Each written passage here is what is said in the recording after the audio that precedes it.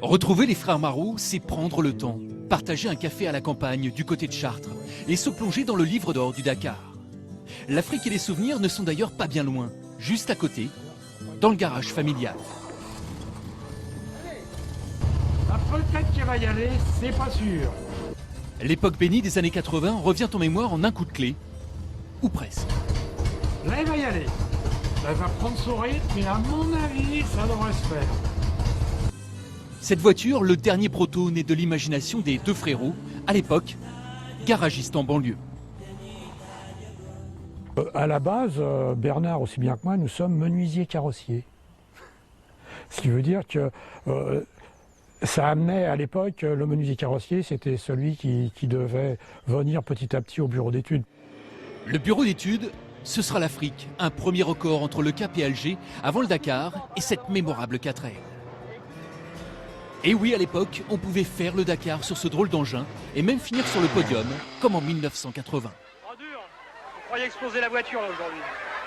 On a fait en bon au moins 1 mètre. C'était fou pour nous, c'était l'enfer, c'était vraiment ce qu'on avait dit hier, c'est dingue. Encore plus dingue, 2 ans plus tard, les Marot font de la Placide et Pato de Renault 20 un bolide de course.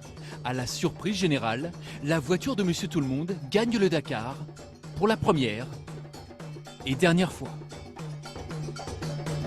Ça a fait rêver beaucoup de monde parce que y avait ce grand côté aussi que des petits garagistes de banlieue pouvaient rêver de faire un rallye, de faire une aventure en modifiant la voiture de Monsieur Tout-le-Monde, en mettant des pièces qu'on pouvait chiner à droite à gauche, faire des engins complètement diaboliques.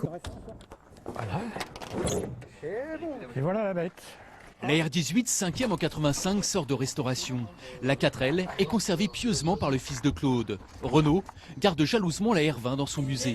Mais l'Afrique est aujourd'hui bien loin.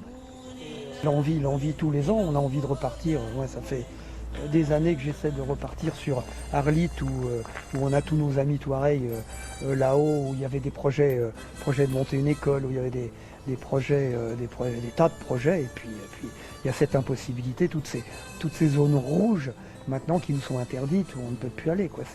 C'est terrible. Si Claude a pris goût au rallye historique depuis quelques années, Bernard, lui, restaure d'autres antiquités, des meubles anciens. 2 trajectoires différentes pour ceux qui restent à jamais, les renards du désert.